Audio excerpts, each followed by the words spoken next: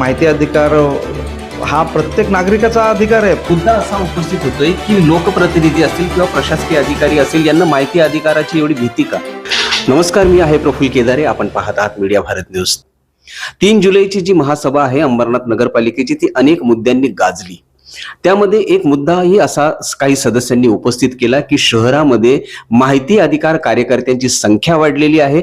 माहिती अधिकाराअंतर्गत माहिती मागवण्याचं प्रमाण वाढलेलं आहे आणि हे एकीकडे कुठेतरी ब्लॅकमेलिंगकडे झुकतंय किंवा माहिती अधिकार धंदा झालाय की काय, इथपर्यंत बोलण्याची मजल जी आहे ती लोकप्रतिनिधींची गेलेली आहे.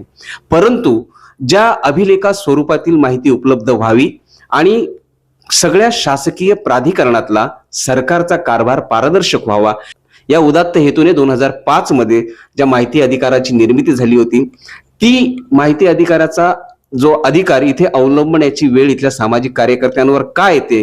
रविभाई, त्या दिवशी तुम्ही महासभेमध्ये हा पुनरुच्चार केला. मी गदारोळ आम्ही जवळून पाहिलाय की माहिती अधिकार कार्यकर्ता असेल किंवा त्याच्या संदर्भातले काही विषय असतील, अनेक लोकप्रतिनिधींनी त्याच्याबद्दल नापसंती दर्शवली, संताप व्यक्त केला.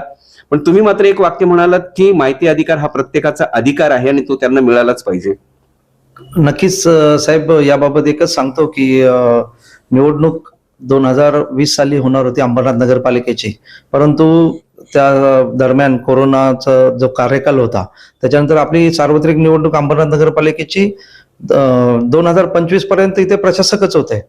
प्रशासकीय राजवटी कालामध्ये असे माहिती अधिकार हा प्रत्येक नागरिकाचा अधिकार आहे, माहिती अधिकार. परंतु त्या वेळेस प्रशासनावर जे काही गलिच्छ आरोप झालेत किंवा त्या कालखंडामध्ये बरेचसे विविध विषयांची विकास कामांची जी कामं झाली होती त्याबाबत माहिती अधिकारांची संख्या वाढली. मुद्दा असा उपस्थित होतोय की लोकप्रतिनिधी असतील किंवा प्रशासकीय अधिकारी असतील यांना माहिती अधिकाराची एवढी भीती का?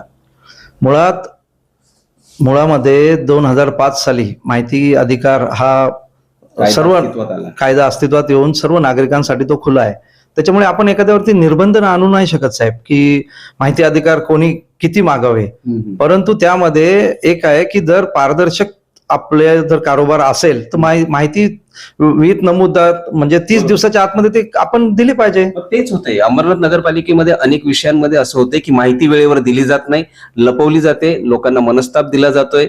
ते माहिती दडवण्याच्या मागे मग संशय निर्माण होतो की भ्रष्टाचार आहे का? मग प्रशासनाची प्रतिमा मलिन होते. लोकप्रतिनिधी त्याला अशा पद्धतीने दुजोरा देतात असं वाटत नाही का तुम्हाला? नक्कीच. जर माहिती अधिकाराअंतर्गत जर कोणी अर्ज दिलेला असेल आणि त्याला जर 30 दिवसाच्या आतमध्ये जर माहिती देण्यात येत नसेल तर त्यांना अपीलला जाण्याचा अधिकार आहे. प्रथम अपील त्यांना करायचंय, त्याच्यानंतर सेकंड अपील त्यांचं कोकण भवन येथे लागतं.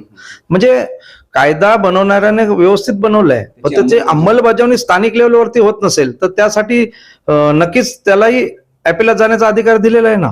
त्याच कायद्याची अंमलबजावणी करण्याची जबाबदारी लोकप्रतिनिधींवर आहे.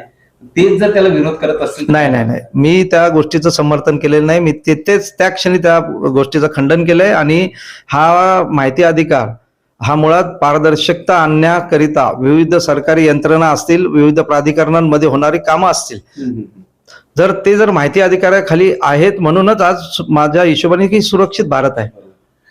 रवीजी, आपण प्रशासनात मुख्याधिकाऱ्यांकडे ही मागणी करणार आहात की अशा पद्धतीची परिस्थिती ओढावू नये, माहिती अधिकाराचा कायद्याची काटेकोरपणे अंमलबजावणी व्हावी? नक्कीच. याबाबत माननीय मुख्याधिकारी यांना भेटून अंबरनाथ नगरपालिकेचे जे काय प्रलंबित माहिती अधिकारात कोणी माहिती मागवली असेल ती तात्काळ लवकरात लवकर त्यांना कशी उपलब्ध होईल माहिती, त्याबाबत नक्कीच प्रयत्न करेल. दुसरा एक मुद्दा असा होता की ज्या पद्धतीने अघोषित तिथे गदारोळ आपल्याला काही पाहायला मिळाला, जो पटलावर आलाही नसेल कदाचित, त्याबद्दल काही वक्तव्य करू इच्छितात की अशा पद्धतीनं सभाशास्त्राच्या अनुषंगाने सभा चालल्या पाहिजे.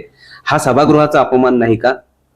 नक्कीच. बघा, जेव्हा लोकप्रतिनिधी म्हणून आपल्याला प्रभागातील नागरिक नगरसेवक म्हणून ज्या वेळेस निवडून देतात आणि आपण सभागृहामध्ये आपलं मत व्यक्त करताना दुसऱ्याचा आदर करून ते मत व्यक्त केलं पाहिजे. एक दुसऱ्याचा अवमान करून किंवा मी कसा श्रेष्ठ आहे या भूमिकेतून काम करता कामा नये कुठल्याही प्रतिनिधीने. निश्चितच रवी करंजुले यांनी भूमिका स्पष्ट केली आहे की एकतर माहिती अधिकाराची अंमलबजावणी काटेकोरपणे व्हायला हवी, जेणेकरून प्रशासनाची नितळ अशी भूमिका किंवा प्रतिष्ठा ही समाजासमोर आली पाहिजे. आणि दुसरी गोष्ट, सभाशास्त्राच्या अनुषंगाने लोकप्रतिनिधींनी आपली नैतिक आणि कायदेशीर जबाबदारी ओळखून वर्तन केलं पाहिजे अशी अपेक्षा करूया की रवी करंदुले यांनी मांडलेल्या या भूमिकेशी इथले लोकप्रतिनिधी आणि प्रशासकीय अधिकारी जे असतील ते साधर्म्य राखतील.